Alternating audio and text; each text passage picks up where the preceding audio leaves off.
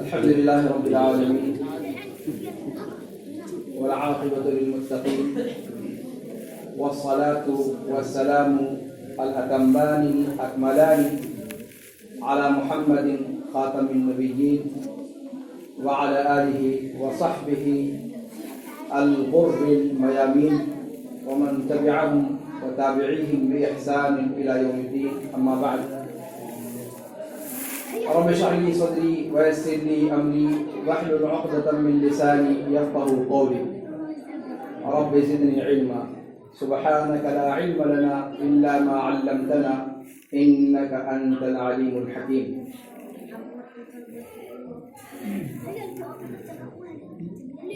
جمعیت اہل حدیث حلقہ شہرت گڑھ کے امیر محترم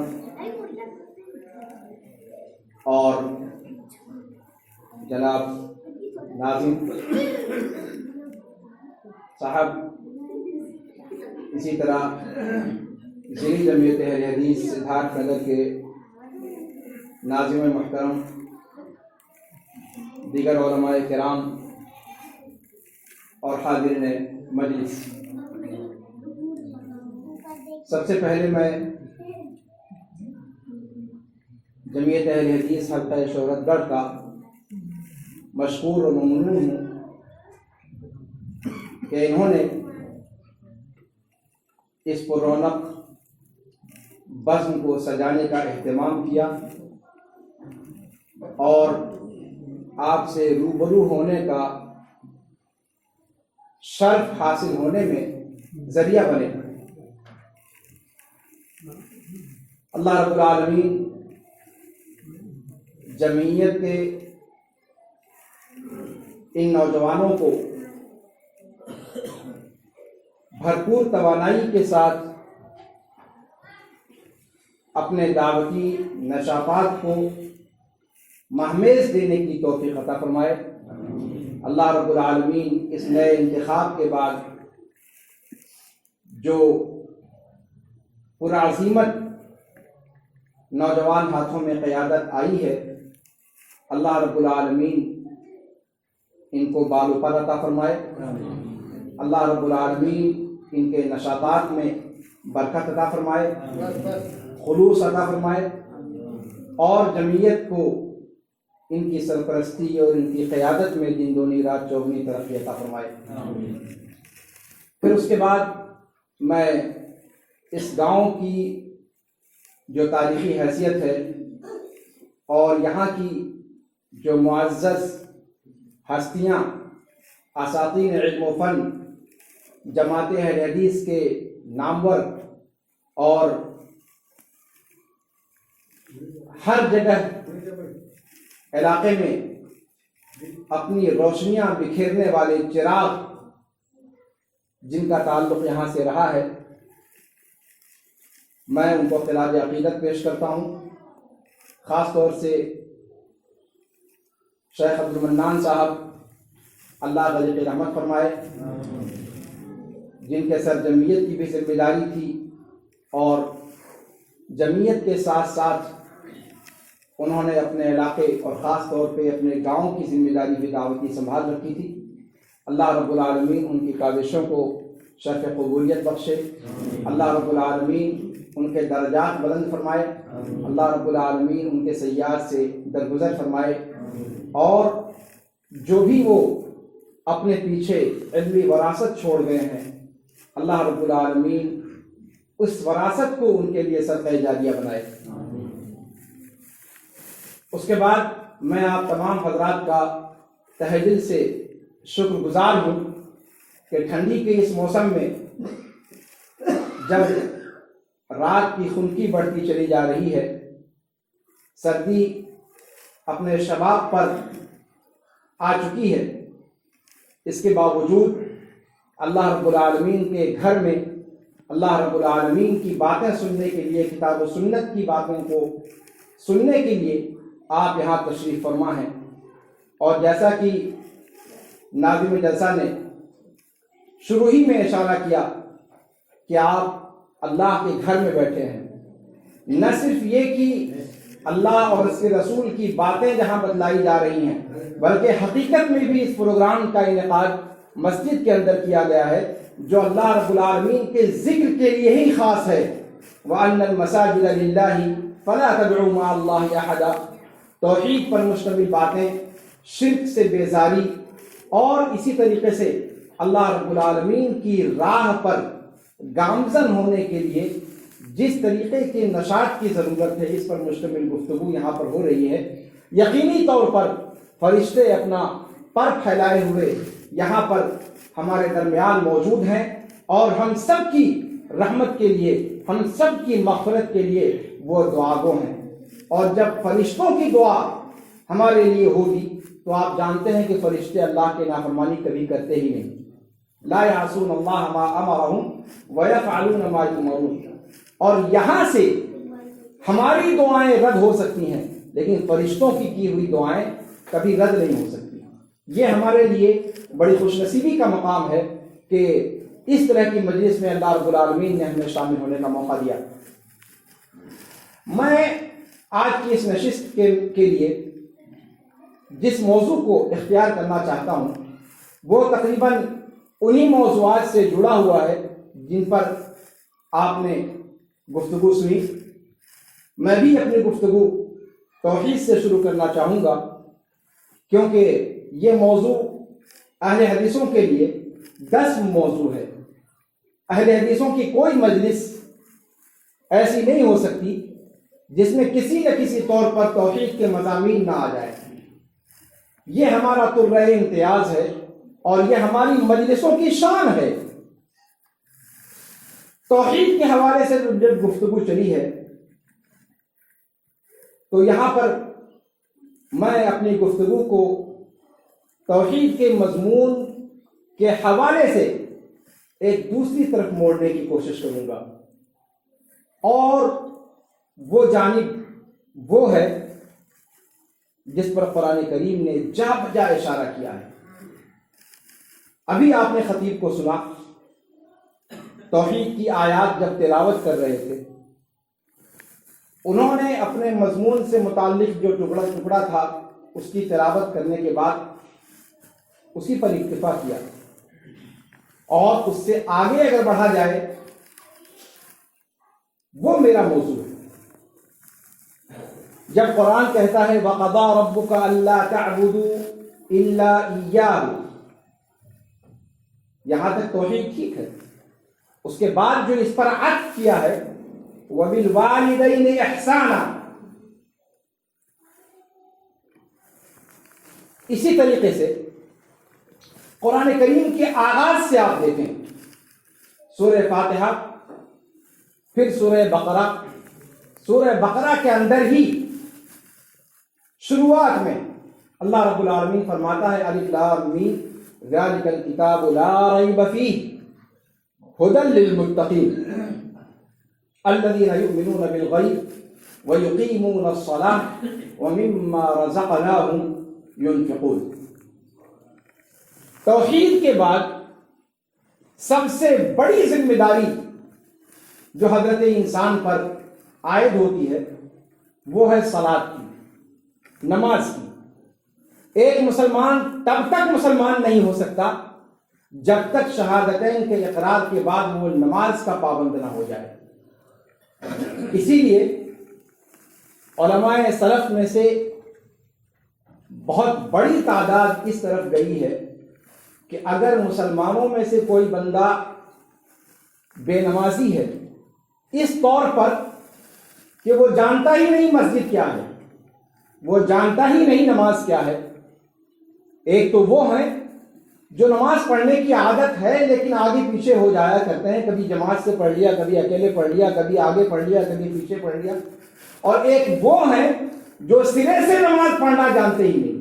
ایسے بے نمازیوں کے تعلق سے واضح حکم ہے کہ وہ مسلمان نہیں ہے، نہ مسلم قبرستان میں تدفین کی جائے گی، نہ اپنی بہو بیٹیاں ان کے پاس رہنے دی جائیں گی، نہ ان کی میراث لگے گی۔ بہت خطرناک مسئلہ ہے۔ تو اقامت صلاۃ کا مسئلہ جو ہے ہمارے معاشرے کے اندر پتہ نہیں کیوں اس کو وہ درجہ نہیں دیا جاتا جس کا یہ مستحق ہے۔ قرآن کریم کے اندر توحید کے بعد سب سے زیادہ جس مضمون کو ذکر کیا گیا ہے وہ اقامت صلاۃ ہے۔ اقامت صلاۃ کا تذکرہ، نماز پڑھنے کا تذکرہ، نماز کی پابندی کا تذکرہ قرآن نے بہت جگہوں پر کیا ہے۔ خیر یہ بھی اللہ کا حق ہے۔ تو توحید اور توحید کے بعد اقامت صلاۃ، اس کے بعد اگر آپ قرآن کریم کے اندر دیکھیں کہ اللہ کے حق کے بعد اگلا جملہ کیا ہے قرآن کریم کو اگر آپ دیکھیں، وَأَقِيمُوا الصَّلَاةَ وَآتُوا الزَّكَاةَ، تقریباً قرآن کریم کے اندر 82 سے زائد جگہوں پر یہ دونوں چیزیں ایک ساتھ ذکر کی گئی۔ اور میں آج اسی لیے چاہتا ہوں کہ اس موضوع کو اپنی گفتگو میں پیش کروں۔ اقامت صلاۃ اور ایتاء زکوٰۃ، یہ قرآن کریم نے آپس میں ایک دوسرے کے ساتھ جوڑ کر کے ذکر کیا ہے۔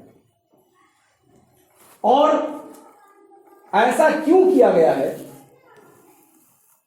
82 جگہوں پر اقامت صلاۃ کے حکم کے ساتھ اللہ رب العالمین نے زکوٰۃ دینے کا حکم بیان فرمایا ہے۔ جہاں اللہ رب العالمین نے کہا وَقَضَىٰ رَبُّكَ أَلَّا تَعْبُدُوا إِلَّا إِيَّاهُ، وہیں پر کہا وَبِالْوَالِدَيْنِ إِحْسَانًا۔ جہاں اللہ رب العالمین نے فرمایا وَاعْبُدُوا اللَّهَ وَلَا تُشْرِكُوا بِهِ شَيْئًا، وہیں فرمایا وَبِالْوَالِدَيْنِ إِحْسَانًا وَبِذِي الْقُرْبَى وَالْيَتَامَى وَالْمَسَاكِينِ وَالْجَارِ ذِي الْقُرْبَى وَالْجَارِ الْجُنُبِ وَالصَّاحِبِ بِالْجَنبِ وَابْنِ السَّبِيلِ وَمَا مَلَكَتْ أَيْمَانُكُمْ إِنَّ اللَّهَ لَا يُحِبُّ مَنْ كَانَ مُخْتَالًا فَخُورًا۔ قرآن کریم کی ان آیات کو آپس میں جوڑ کر کے ذرا دیکھیں۔ ہمارے یہاں پریشانی کیا ہے کہ ابھی میری گفتگو سے پہلے ناظم جلسہ ایک بات کہہ رہے تھے کہ شرک کا مضمون کیا ہے۔ کیا شرک اس کو کہا جاتا ہے کہ انسان اللہ رب العالمین کے علاوہ اللہ رب العالمین کو چھوڑ کر کسی اور معبود کی پرستش شروع کر دے، یہی شرک ہے؟ شرک کا یہ وہ مضمون ہے جس میں ہم نے شرک کو محدود کر دیا ہے۔ شرک کا مضمون یہ نہیں ہے، اور اسی لیے ڈنکے کی چوٹ پر کہتے ہیں کہ ہم لوگ موحد ہیں، مشرک نہیں ہیں۔ یہ کس نے کہہ دیا کہ بتوں کی پرستش کا نام شرک ہے؟ یہ کس نے ذہن و دماغ کے اندر بیٹھا دیا کہ جب تک آپ بتوں کی پرستش نہیں کرتے تب تک آپ شرک کا کام نہیں کر رہے ہیں؟ یہ شیطانی وسوسہ اور یہ شیطان کا ورغلانہ ہے۔ شرک اس کا نام نہیں ہے۔ شرک جہاں بت پرستی کا نام ہے، وہیں شرک حقیقت میں اللہ رب العالمین کے خصائص میں سے کسی بھی خصوصیت کو اس کی ذات سے پھیر کر مخلوقات میں سے کسی کے لیے، پھر خواہ وہ اس کی اپنی ذات شریفہ کیوں نہ ہو، أَفَرَأَيْتَ مَنِ اتَّخَذَ إِلَٰهَهُ هَوَاهُ وَأَضَلَّهُ اللَّهُ عَلَىٰ عِلْمٍ وَخَتَمَ عَلَىٰ سَمْعِهِ وَقَلْبِهِ وَجَعَلَ عَلَىٰ بَصَرِهِ غِشَاوَةً۔ یہ قرآن کی آیات نہیں پڑھتے ہیں ہم لوگ؟ أَفَرَأَيْتَ مَنِ اتَّخَذَ إِلَٰهَهُ هَوَاهُ،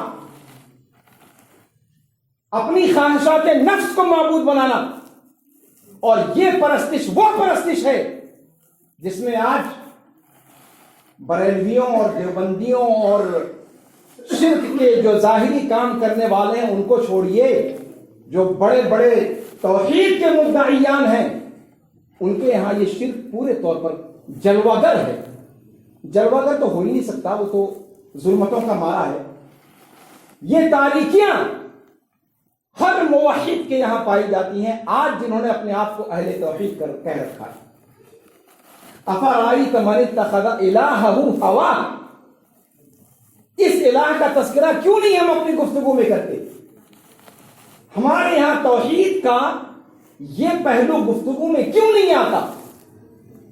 کیا یہ قرآن کی آیت نہیں ہے؟ کیا یہ صراحت کے ساتھ قرآن کریم کے اندر بیان نہیں کیا گیا؟ اس پہلو پر تذکرہ ہونا چاہیے۔ توحید و شرک کے مضمون پر اس جانب ہماری توجہ زیادہ ہونی چاہیے۔ اور میں آپ کو بتلاتا ہوں کہ جب قرآن کہتا ہے وَقَضَىٰ رَبُّكَ أَلَّا تَعْبُدُوا إِلَّا إِيَّاهُ، تو پھر اس کے ساتھ وَبِالْوَالِدَيْنِ إِحْسَانًا کیوں کہتا ہے؟ جب قرآن کہتا ہے وَأَقِیمُوا الصَّلَاةَ، تو ساتھ میں وَآتُوا الزَّکَاةَ کیوں کہتا ہے؟ ہمارے اسٹیج سے ان چیزوں کی وضاحت کی جانی چاہیے۔ آئیے میں آج آپ کو بتلاتا ہوں کہ قرآن کریم کی یہ عادت کیوں ہے، کیوں جب اللہ رب العالمین کے تعلق سے وہ نماز قائم کرنے کا حکم دیتا ہے وہیں زکوٰۃ کے بارے میں کہتا ہے، کیوں جب کہتا ہے کہ ہماری توحید بجا لاؤ وہیں پر کہتا ہے والدین کے ساتھ حسن سلوک کرو؟ جہاں اللہ رب العالمین کہتا ہے کہ اللہ رب العالمین کی عبادت کرو، اس کے ساتھ کسی کو شریک نہ کرو، وہیں پر کہتا ہے کہ والدین کے ساتھ حسن سلوک کرو اور قرابت داروں کے ساتھ حسن سلوک کرو اور فلاں کے ساتھ کرو اور فلاں کے ساتھ کرو، فلاں کے ساتھ کرو۔ یہ چیزیں ہمیں غور کرنے پر مجبور کرتی ہیں، اور جب ہم اس چیز کو دیکھتے ہیں تو ہمیں وہ نقطہ سمجھ میں آتا ہے جس نقطے کی طرف شریعت ہمارا ذہن موڑنا چاہتی ہے۔ اسلام دو چیزوں پر قائم ہے۔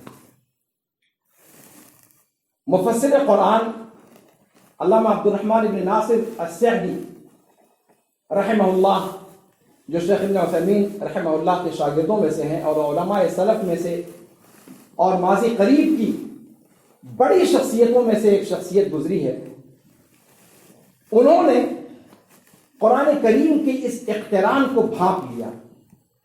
قرآن کریم 82 جگہوں پر اقیم الصلاۃ کے ساتھ آتوا الزکوٰۃ کہہ رہا ہے، آخر اس کی حکمت کیا ہے؟ جب غور کیا انہوں نے تو پتا چلا کہ جہاں اللہ رب العالمین اخلاص چاہتا ہے اپنی عبادت میں، اپنی توحید میں، وہیں اللہ رب العالمین احسان بھی چاہتا ہے۔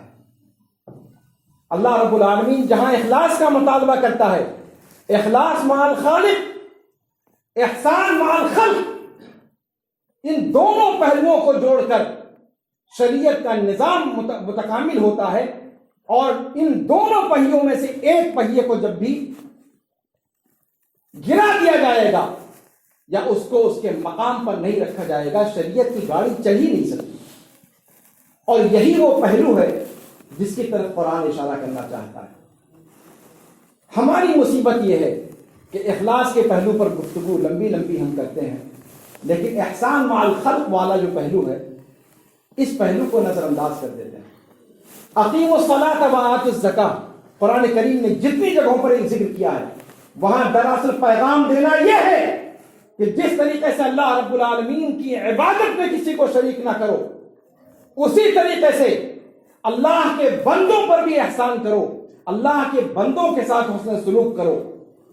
اور پھر ان بندوں میں جب تفصیل کا ذکر آتا ہے تو پھر وَقَضَىٰ رَبُّكَ أَلَّا تَعْبُدُوا إِلَّا إِيَّاهُ والی آیت ہمیں ان کی درجہ بندی کر کے بتلاتی ہے کہ احسان مع الخلق کے مدارج میں پہلے شروعات کس سے ہونی چاہیے۔ سب سے پہلے ذکر کیا وَبِالْوَالِدَيْنِ إِحْسَانًا، والدین کے ساتھ حسن سلوک کرو۔ احسان مع الخلق کا اعلیٰ ترین نمونہ اگر کوئی ہے، اللہ رب العالمین کی عبادت اور میں اخلاص کے بعد مخلوقات کے ساتھ جو حسن سلوک کا حکم دیا اس میں سب سے برتر، سب سے عرفہ اگر کوئی ہے وَبِالْوَالِدَيْنِ إِحْسَانًا۔ اسی لیے قرآن کریم نے جتنی جگہوں پر اپنی عبادت کا حکم دیا ہے اکثر و بیشتر ان جگہوں پر والدین کا ذکر ضرور کیا ہے۔ اللہ رب العالمین خالق حقیقی ہے، اور والدین اولاد کو اس دنیا میں لانے کا ذریعہ ہے۔ جو بندہ، جو اولاد اپنے والدین کے حقوق کو نہیں سمجھ سکتی وہ اللہ رب العالمین کی فرما بردار کبھی نہیں بن سکتی۔ یہی مفسرین نے کہا ہے کہ اللہ رب العالمین کی عبادت کے حکم کے ساتھ اللہ رب العالمین کی مخلوقات میں سے والدین کا تذکرہ قرآن میں اس طرح سے کیوں کیا گیا، جوڑ کر کے اس کی حکمت یہی بتلائی گئی کہ جب انسان اپنے والدین کا فرما بردار ہوگا تو جو بندہ اس دنیا میں اپنے اس کو لانے کا جو ذریعہ بنے ہیں، جب ان کے مقام و مرتبے کو پہچان لے گا تو پھر اللہ کے مرتبے کو بھی پہچان لے گا، اس لیے کہ اللہ کو اس نے دیکھا نہیں ہے لیکن اپنے ماں باپ کو تو جانتا ہے، اپنی نگاہوں کے سامنے دیکھتا ہے کس طریقے سے اس کی ماں نے بچپن میں اس کی ضروریات کا خیال رکھا، کس طریقے سے اس کے پیچھے اپنی راتوں کی نیندیں حرام کی، کس طریقے سے اس کے آرام اور اس کے سکون کے لیے اپنے آپ کو مبتلا اذیت کیا، مبتلا آزمائش کیا۔ بندہ اپنی نگاہوں کے سامنے دیکھتا ہے اپنے والدین نے کس طریقے سے مشقتیں اٹھا کر اپنی اولاد کو پالا، یہ انسان اپنی آنکھوں کے سامنے دیکھتا ہے۔ اگر اس کے باوجود کوئی بندہ اپنے والدین کا نہیں بن سکتا تو پھر وہ اس اللہ کا کیا بنے گا جس کو اس نے کبھی دیکھا ہی نہیں، غیب ہی غیب ہے، اللہ کے بارے میں اس نے سنا ہی ہے، کچھ نہیں دیکھا۔ جب دیکھے ہوئے کا انجام وہ برا کرے گا تو اندیکھے ہوئے کا انجام وہ اچھا کیسے کر سکتا ہے؟ یہ ہے حکمت کہ قرآن کریم نے جہاں پر اپنی توحید بجا لانے کا حکم دیا ہے وہیں والدین کے ساتھ حسن سلوک کا حکم دیا ہے۔ والدین کے ساتھ حسن سلوک پر تھوڑی سی گفتگو کر کے میں بقیہ موضوعات کی طرف بقیہ جو اور ذکر کیا گیا اس کی طرف آؤں گا۔ والدین کے تذکرے میں جب حسن سلوک کا معاملہ آتا ہے تو اس میں ہم اور آپ یہ سمجھتے ہیں کہ والدین کے ساتھ حسن سلوک یہ ہے کہ بچہ اپنے ماں باپ کی فرما برداری کرے، بچہ اپنے ماں باپ کی فرما برداری کرے، اس کی بات مانے، ان کی بات مانے، ان کی تابعداری کرے۔ لیکن کیا قرآن و سنت کے نصوص کو جب ہم دیکھتے ہیں تو والدین کے تعلق سے یہی بات ہمیں نظر آتی ہے؟ غور کیجیے، آپ قرآن کریم کی اسی آیت کو پڑھیے تو آپ کو اندازہ ہوگا کہ والدین کے سر شریعت نے جو ذمہ داری ڈالی ہے تربیت کی، وہ کب تک کی ہے؟ وہ تربیت کی ذمہ داری اس کی ولادت سے لے کر اس کی جوانی تک، مراہدے کی عمر پار کر لینے کے بعد جوانی کی عمر آ جانے تک، جب وہ شادی کے قابل ہو جائے اس شادی تک والدین کی ذمہ داری رکھی گئی ہے۔ وَأَنكِحُوا الْأَيَامَ مِنكُمْ وَالصَّالِحِينَ مِنْ عِبَادِكُمْ وَإِمَائِكُمْ إِنْ يَكُونُوا فُقَرَاءَ يُغْنِهِمُ اللَّهُ مِنْ فَضْلِهِ۔ قرآن کریم نے حکم دیا والدین کو ایاما، ان اولاد کی جو بلوغت کی عمر کو پہنچ چکے ہیں۔ مفسرین کہتے ہیں ایاما سے مراد وہ جوان بچے اور بچیاں ہیں جو بلوغت کی عمر کو پہنچ چکے ہیں۔ قرآن کہتا ہے والدین سے مخاطب ہو کر کہ ان کی شادیاں کر دو، اس کا مطلب شادی تک کی ذمہ داری والدین کی ہے۔ اور شریعت نے روکا کہ بالغ ہونے کے بعد شادیوں میں تاخیر نہ کرو، اس ڈر سے کہ ہمارا بیٹا اپنی بیوی کو سنبھالنے کے قابل نہیں ہے۔ لڑکیوں کا رشتہ لڑکوں سے تب تک نہیں کیا جاتا جب تک یہ یقین نہ ہو جائے کہ وہ لڑکا برسر روزگار ہو چکا ہے۔ یہ مزاج شریعت کے مزاج کے بالکل برعکس ہے، جس پر ہمارے سماج کی پٹری چل رہی ہے اور ہمارا سماج جس رخ پر جا رہا ہے۔ قرآن کہتا ہے وَأَنكِحُوا الْأَيَامَ مِنكُمْ وَالصَّالِحِينَ مِنْ عِبَادِكُمْ وَإِمَائِكُمْ إِنْ يَكُونُوا فُقَرَاءَ يُغْنِهِمُ اللَّهُ مِنْ فَضْلِهِ۔ محتاجگی، مالداری، غریبی، امیری یہ تمہارے دیکھنے کا کام نہیں ہے، یہ تمہاری ذمہ داری نہیں ہے۔ نہ اگر آپ بیٹے کے ماں باپ ہیں تب، نہ جب آپ بیٹی کے ماں باپ ہیں تب، وہ ذمہ داری دیکھنا آپ کا کام نہیں ہے۔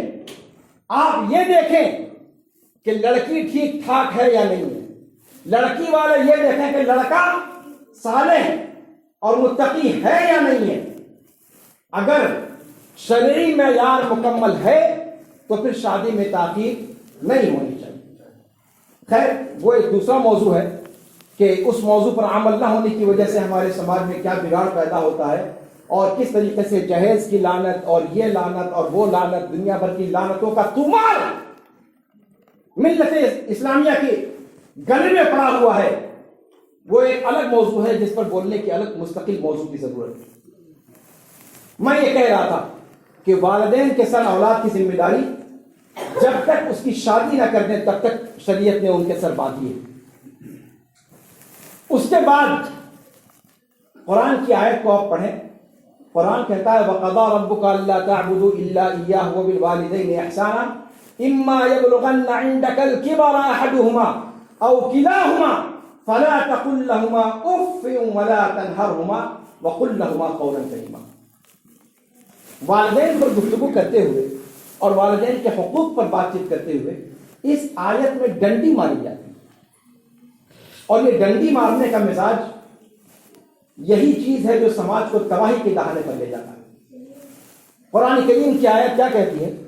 اما یبلغن عندک الکبر، جب وہ بڑھاپے کو پہنچ جائیں، جب وہ بڑھاپے کو پہنچ جائیں اور شرعی مزاج کو اگر سامنے رکھا جائے تو اولاد کی تربیت بلوغت تک والدین کی ذمہ داری، بلوغت کے فوراً بعد شادی کی ذمہ داری، اس کے بعد کم سے کم 20 سال کی عمر تو ہو ہی جاتی ہے، اس کے بعد اصل میں والدین کو ضرورت ہوتی ہے اولاد کی، اس کے بعد کا مرحلہ اصل توجہ کا مستحق ہوتا ہے اولاد کی طرف سے والدین کے لیے۔ اسی لیے قرآن نے ان کی جوانی کی عمر کا ذکر نہیں کیا، جب بچہ چھوٹا ہو، جب مراہقے کی عمر میں ہو، وہاں بھی ذمہ داریاں ہیں، لیکن قرآن کی آیت نے کس مرحلے کو ذکر کیا ہے وہ توجہ کا مستحق ہے۔ جب بڑھاپے کو پہنچ جائیں والدین، جب بڑھاپے کو پہنچ جائیں اس مرحلے میں قرآن نے خاص طور پہ کہا کہ اپنے والدین کے سامنے اف تک نہ کہو۔ یہاں پر ایک چیز غور کرنے کی ہے کہ کیا ہمارے سماج کے اندر آج صورتحال ایسی ہی ہے؟ یہ مرحلہ وہ مرحلہ ہے باپ اور ماں کے بڑھاپے کی عمر کو پہنچنا جب یقینی طور پر اولاد جوان ہو چکی ہوتی ہے، یقینی طور پر اولاد اپنے پیر پہ کھڑی ہو چکی ہوتی ہے، یقینی طور پر اولاد شادی شدہ ہو جاتی ہے۔ ایسے موقع پر قرآن نے اس موقع پر انسان کی توجہ مبذول کروائی ہے، اس مرحلے میں والدین کی نگرانی کرنی اور والدین کے حقوق کا خیال رکھنا۔ ہمارے یہاں سماج میں کیا ہے؟ ہمارے یہاں سماج کے اندر صورتحال یہ ہے کہ بچہ اپنے والدین کے ساتھ رہتا ہے، جہاں شادی ہوئی اور گھر کے اندر بندربانٹ شروع ہو جاتا ہے، گھر کے اندر بٹوارا ہو جاتا ہے، سب اپنی اپنی بیویوں کو لے کر الگ ہو جاتے ہیں، اور بیچارے بڈھے بڈھیاں وہ فٹ بال کی طرح سے کبھی ادھر لڑکتے ہیں اور کبھی ادھر لڑکتے ہیں۔ کیا ایسا نہیں ہے؟ یہ ہمارے سماج کی ننگی تصویر ہے جو میں آج آپ کو دکھلانا چاہتا ہوں۔ کیا قرآن کی آیت یہی بات کہہ رہی ہے؟ قرآن کی آیت کہتی ہے اما یبلغن عندک، جب وہ لوگ تمہارے پاس رہتے ہوئے بڑھاپے کو پہنچ جائیں، تمہارے پاس رہتے ہوئے۔ ہم میں یہ مزاج آج موجود رہا، ہم میں یہ مزاج موجود ہے، شادی سے پہلے تک وہی والدین جو آپ کی آنکھوں کا تارا تھے اور جن کی آنکھوں کا آپ تارا تھے، شادی ہوتی ہی ان میں کیڑے نکلنا شروع ہو جاتے ہیں، ماؤں کی برائیاں شروع ہو جاتی ہیں، اور ماں اور باپ دونوں کے تعامل میں، دونوں کے عادات و اطوار میں اولاد کو کیڑے دکھائی دینے لگتے ہیں۔ ان کی ہر چیز، ہر حرکت پر آپ کو اعتراض ہونے لگتا ہے۔ اس مرحلے پر قرآن نے کہا ہے جب یہ تمہارے پاس رہتے ہوئے بڑھاپے کو پہنچ جائیں، تمہارے پاس رہتے ہوئے، ہم تو اپنے پاس رہنے ہی نہیں دیتے، ہم تو اپنے پاس رہنے ہی نہیں دیتے، شادی ہوتے ہی ہم نے اپنے آپ کو الگ کر لیا۔ وہ تصور کہاں گیا؟ وہ تصور کہاں گیا جو شریعت پیدا کرنا چاہتی ہے؟ اس مرحلہ کے اندر جس مرحلے میں شریعت نے اپنے ماں باپ کے حقوق کا خیال رکھنے کا حکم دیا ہے نص قرآنی کے اعتبار سے، یہ مفہوم نہیں ہے، یہ نص ہے قرآن کریم کا، اما یبلغن عندک، یہ نہیں کہا قرآن نے کہ جب وہ بڑھاپے کو پہنچ جائیں تو ان کو اف نہ کہو، بڑھاپے کو پہنچ جائیں چاہے وہ آپ سے 500 کلومیٹر دور رہتے ہو، ہاں فون پر ہائے ہیلو کر لو، ہاں کیسے ابو کیسے امی جان ٹھیک ٹھاک ہیں، ہفتے میں 2 یا روزانہ ہی بات کر لیں، یہ عندکل کبارہ نہیں ہوا، عندکل کبارہ جب والدین تمہارے پاس رہتے ہوئے بڑھاپے کی عمر کو، اس کا مطلب یہ کہ شریعت یہ کہنا چاہتی ہے کہ والدین کو اپنی آپ سے جدا نہ کرو، جس طریقے سے ان والدین نے بلوغت کی عمر تک تمہاری شادی کی عمر تک تم کو اپنے سے چمٹائے رکھا، جب وہ تمہارے محتاج ہوئے تو تم ان کو الگ کر دو، تم ان کی باریاں لگا دو، تم ان کو اپنے گھر سے، وہ گھر جس کو زندگی بھر کی کمائی اکٹھا کر کے انہوں نے اپنا بنایا ہے، اس پر اپنا قبضہ کر لو اور ان کو جھوپڑیوں میں دھکیل دو، ان کو بیل باندھنے کی جگہوں پر رکھنا شروع کر دو، یا بھائیوں کی باریاں لگا دو۔ قرآن یہ کہتا ہے اما یبلغن عندک، تمہارے پاس رہتے ہوئے۔ کہاں سے یہ مزاج ہمارے اندر آ گیا کہ شادیوں کے بعد والدین کو الگ کر دیا جاتا ہے، والدین کو الگ رکھا جاتا ہے، ان کی باریاں رکھی جاتی ہیں۔ بعض گھرانوں میں باپ کو ایک جگہ رکھا جاتا ہے، ماں کو ایک جگہ رکھا جاتا ہے۔ اتنے ظالم، اتنے درندہ صفت ہوتے ہیں، ان بوڑھے بوڑھیوں کو ساتھ نہیں رہنے دیتے کہ کم از کم آپس میں ایک دوسرے کی غم گساری کر لے، آپس میں ایک دوسرے کے درد بانٹ لے۔ جب اولاد نکمی اور اس طریقے کے ظالم اور نافرمان بن جائے، کم از کم وہ بوڑھے بوڑھیاں آپس میں ایک ساتھ رہیں، اپنا دکھ درد بانٹ سکیں۔ باپ کو کوئی اور بیٹا رکھا ہے، بیٹی کو کوئی اور، ماں کو کوئی اور اولاد رکھے ہوئے۔ یہ سارا کے سارا، یہ ساری لعنتوں کا توق کہاں سے پڑ گیا ہمارے گلے میں؟ قرآن کہتا ہے اما یبلغن عندک، تمہارے پاس رہتے ہوئے جب وہ بڑھاپے کو پہنچے، فلا تقل لهما اف، اور ساتھ رہتے ہوئے، اپنے ساتھ رکھتے ہوئے اس بڑھاپے کے مرحلے میں جب چڑچڑاپن ان کے ذہن و دماغ پر طاری ہو جاتا ہے، ان کے گفتگو کے سامنے تم غصے کا اظہار بھی نہیں کر سکتے، اف بھی نہیں کر سکتے، ان پر ہاتھ اٹھانا، بلند آواز سے ڈانٹنا، ان کو اپنی بیویوں کے سامنے بے عزت کرنا، یہ تو بہت بڑی بات ہے۔ آپ ان کو اف نہیں کہہ سکتے، اف نہیں کہہ سکتے۔ میں والدین پر گفتگو نہیں کر رہا ہوں، یہ ضمن گفتگو آ گئی تھی کہ اللہ رب العالمین نے اپنی عبادت کے ساتھ والدین کا تذکرہ کیا، اور اس کے بعد قرابت داروں کا ذکر کیا۔ جو قرابت دار ہیں ان کا خیال کرو۔ اور مسئلہ کیا ہے؟ مسئلہ کیا ہے؟ ہم مخلوق کا خیال کر کے کون سا تیر مار لیں گے؟ اس حکمت کو آپ نے غور کیا اس پر؟ جب اللہ تعالیٰ کہتا ہے کہ اللہ کی عبادت کرو، والدین کے ساتھ حسن سلوک کرو، اور حسن سلوک کرو قرابت داروں کے ساتھ، وہ قرابت دار جو دور کے ہیں اور قریب کے ہیں، ان پڑوسیوں کے ساتھ جو قریب کے ہیں یا دور کے ہیں، اور فقیر و مسکینوں کے ساتھ، کیوں اللہ رب العالمین نے ان جتھوں کا ذکر کیا ہے اپنی مخلوقات میں سے؟ اس پر ہمیں اس پہلو پر غور کرنے کی ضرورت ہے۔ توحید کے اس پہلو کو سمجھنے کی ضرورت ہے۔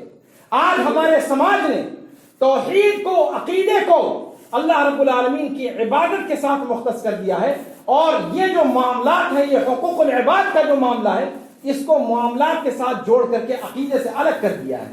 یہاں ہے سب سے بڑا مسئلہ، اور یہ ہے سب سے بڑی خندق جس نے دونوں کے بیچ ایک خلیج حائل کر دی۔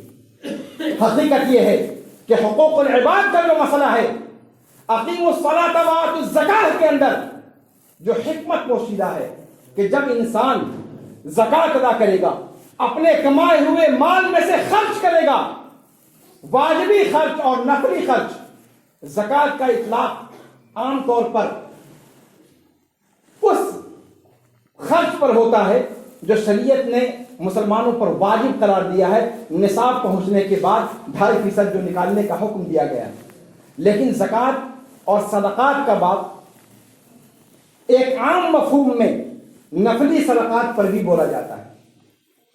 تو قرآن زکوٰۃ کا ذکر کرتا ہے. کیوں؟ انسان جو کماتا ہے اس کمائی ہوئی چیز پر توجہ دلانے کے لیے. یہ کمائی ہوئی چیز اصل میں وہی فتنے کی جڑ ہے، وہی فتنے کی جڑ ہے. قرآن کو پڑھیے آپ، فرعون اور قارون اور حامان کا تذکرہ پڑھیے.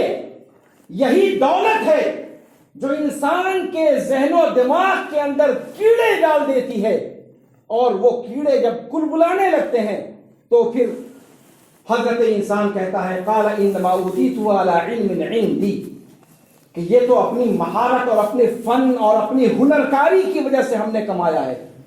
اور یہیں سے جو انسان کو ایک غرور آتا ہے، ایک اس کے دماغ میں جو کیڑا کلبلانے لگتا ہے، تو پھر وہ اپنے آپ کو خدا سمجھنے لگتا ہے، تکبر کی انتہا کو پہنچ جاتا ہے. پھر اس کے نفس کے اندر جو فروتنی آنی چاہیے، جو تواضع اور خاکساری آنی چاہیے، جو رب کی بارگاہ میں اپنے سر کو جھکانے سے انسان کے اندر آتی ہے، یہ مال اور یہ اولاد کی کثرت انسان کو اس چیز سے موڑ دیتی ہے.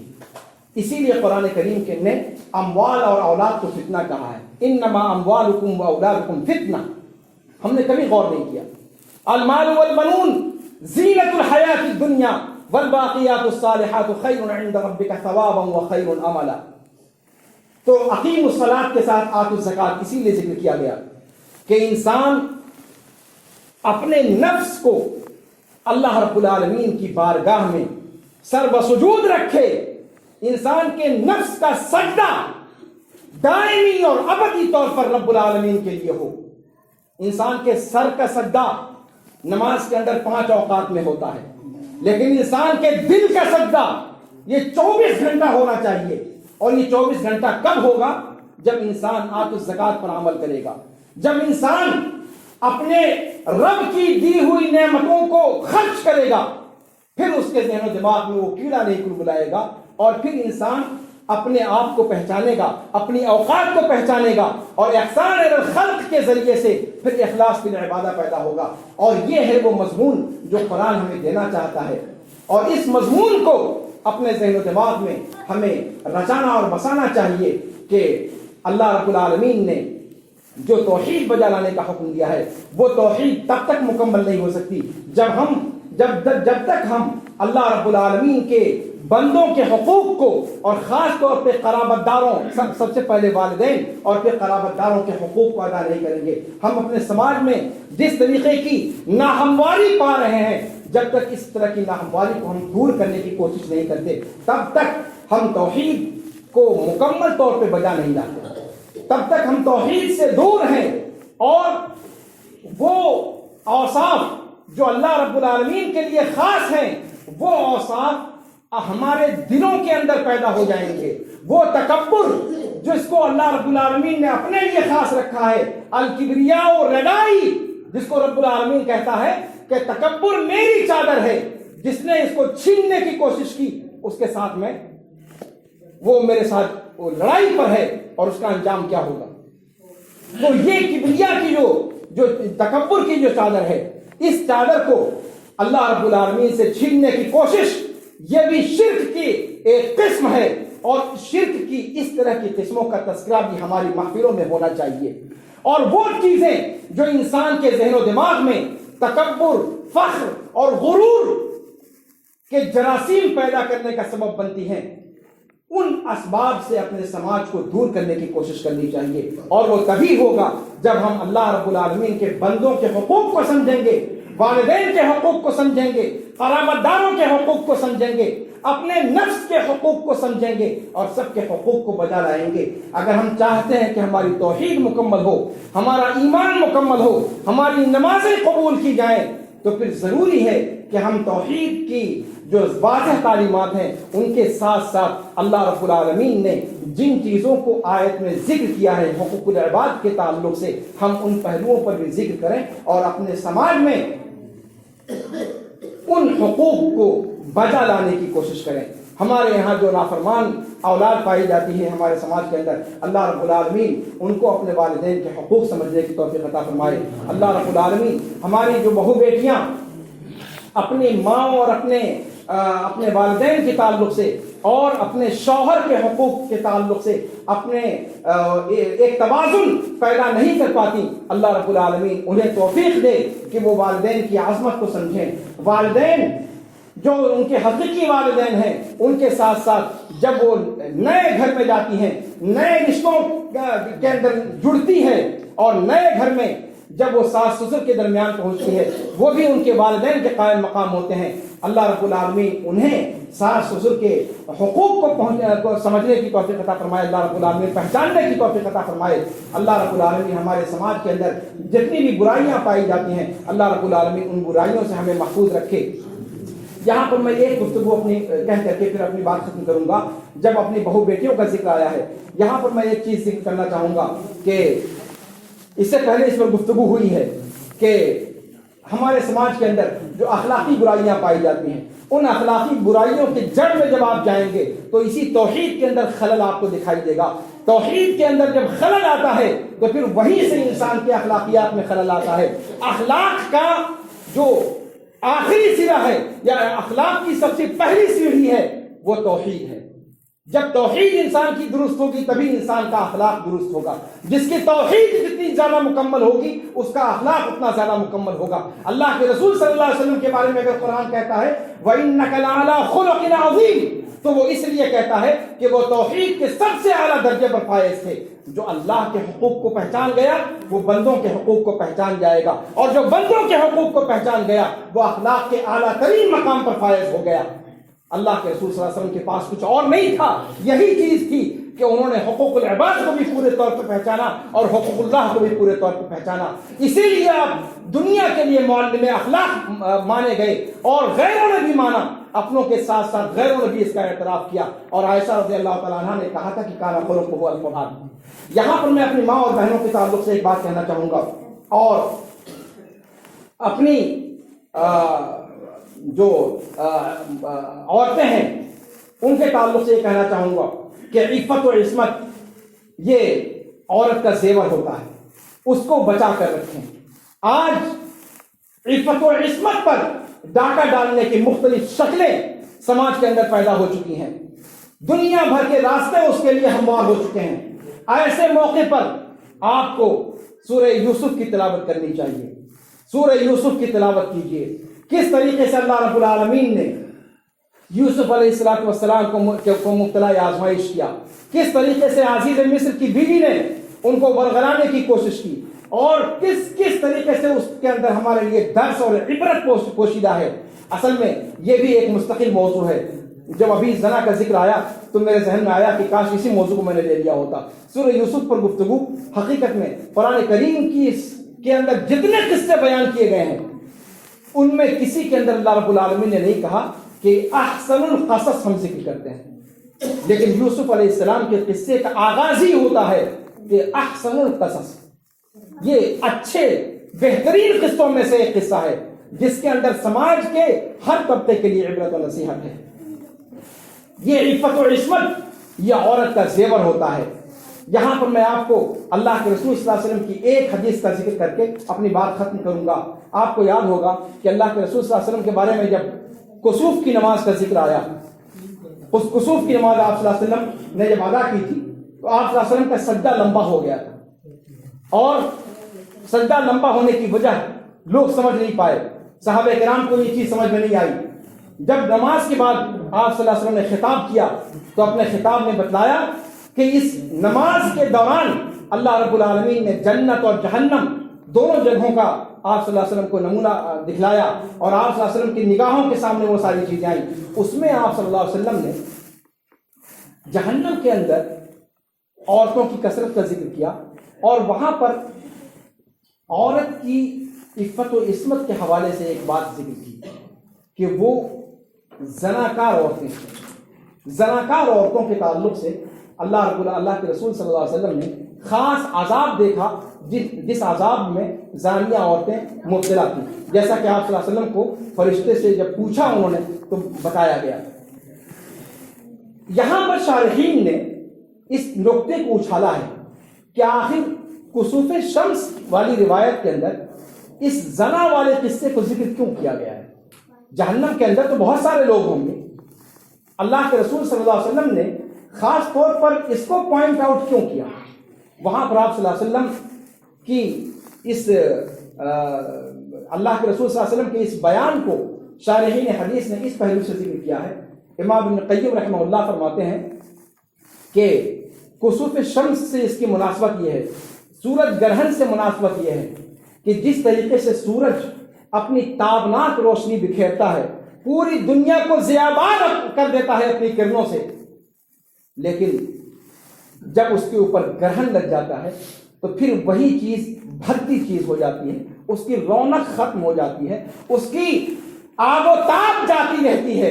بالکل ایسے ہی انسان کی زندگی ایک روشن سورج کی مانند ہے، اور اس طریقے کی عادات، عفت و عصمت کی پامالیاں، یہ انسان کے کردار پر، انسان کے صاف و شفاف دامن پر یہ وہی گرہن ہے جو انسان کے دامن پہ لگ جاتا ہے، اور جس طریقے سے سورج گرہن لگنے کے بعد بے نور ہو جاتا ہے، اسی طریقے سے انسان چاہے جتنا بھی پاک و صاف ہو، لیکن اگر وہ زنا کی لعنت میں گرفتار ہوتا ہے تو پھر ایسے ہی وہ بے نور ہو جاتا ہے، اور پھر وہ سماج کے لیے سودمند اور صالح نہیں باقی رہ پاتا۔ یہ بہت خطرناک پہلو ہے جس کی طرف علامہ امام ابن قیم نے اشارہ کیا ہے، اور اس میں ہماری بہنوں اور ہمارے نوجوانوں دونوں کے لیے عبرت و نصیحت کا پہلو ہے۔ ہمیں چاہیے کہ ہم توحید کی تعلیم کے ساتھ ساتھ اپنے اندر اخلاقی جرت پیدا کریں، اور اخلاق کریمانہ کے جو اوصاف ہیں ان سے اپنی زندگی کو منور کریں۔ توحید کی شمع تبھی ہمیں ضیابار کر سکتی ہے جب اخلاق کے باب میں بھی ہم اللہ کے رسول صلی اللہ علیہ وسلم کی تعلیمات پر عمل کریں گے، اور آپ صلی اللہ علیہ وسلم کے مکارم اخلاق کو اپنی زندگی میں لائیں گے۔ اللہ رب العالمین سے دعا ہے کہ اللہ رب العالمین ہمیں جس طریقے سے توحید پر گفتگو کرنے کی، توحید کی حمایت کی فکر کرنے کی اللہ رب العالمین نے ہمیں توفیق دی ہے، اسی طریقے سے اللہ رب العالمین ہمارے سماج کی جو برائیاں ہیں، جو اخلاقی برائیاں ہیں، اللہ رب العالمین انہیں دور فرما دے۔ ہمارے اندر صحابہ کرام کے اخلاق، اللہ کے رسول صلی اللہ علیہ وسلم کے اخلاق، اور ہماری ماں اور بہنوں کے اندر امہات المومنین اور اللہ کے رسول صلی اللہ علیہ وسلم کی صحابزادیوں اور صحابیات کے اخلاق ہمارے اندر پیدا فرمائے، جب تک ہمیں زندہ رکھے، اسلام پر زندہ رکھے، جب ہمارا خاتمہ بالخیر ہو۔ السلام علیکم ورحمۃ اللہ وبرکاتہ۔